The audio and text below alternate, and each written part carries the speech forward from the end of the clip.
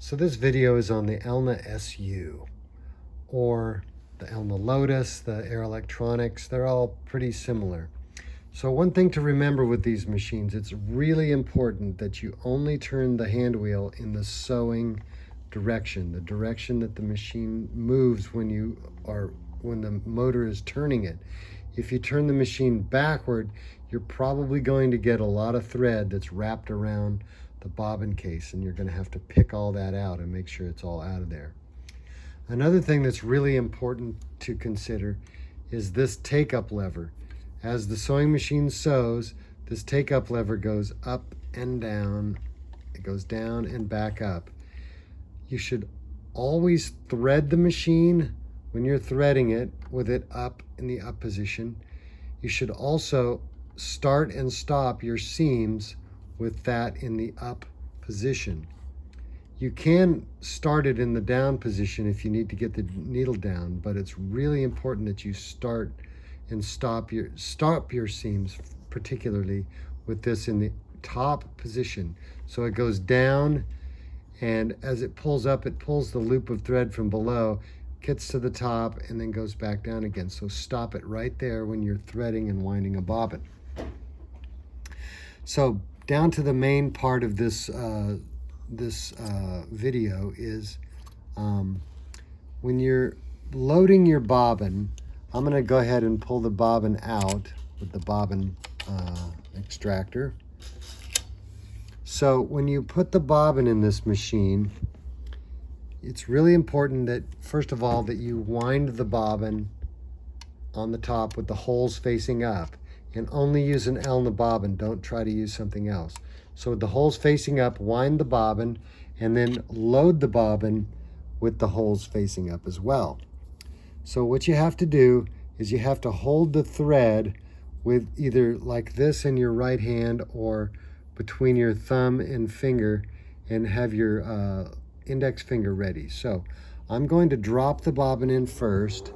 I'll get a little close up here.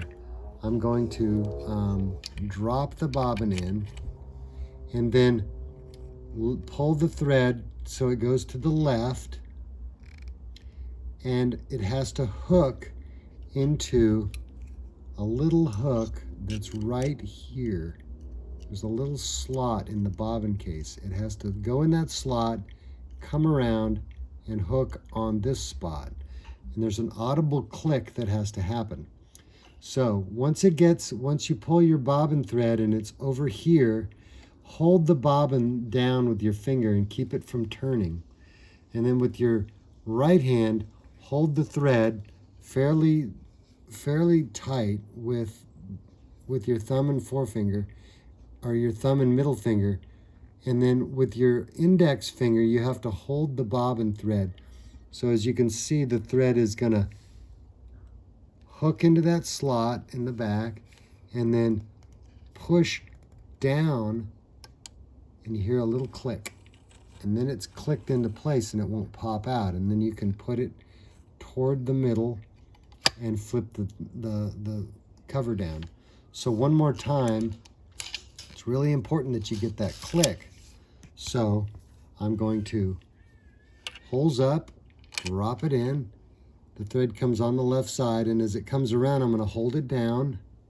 Then I'm going to make sure that the thread goes in that little slot, which it just did. And as I bring it around, then I want to hold it like this with my finger, push down as you pull forward, and you'll hear a little click.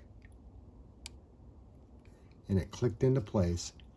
Then you can bring it around here, shut the lid, and see, I got that tangled in there.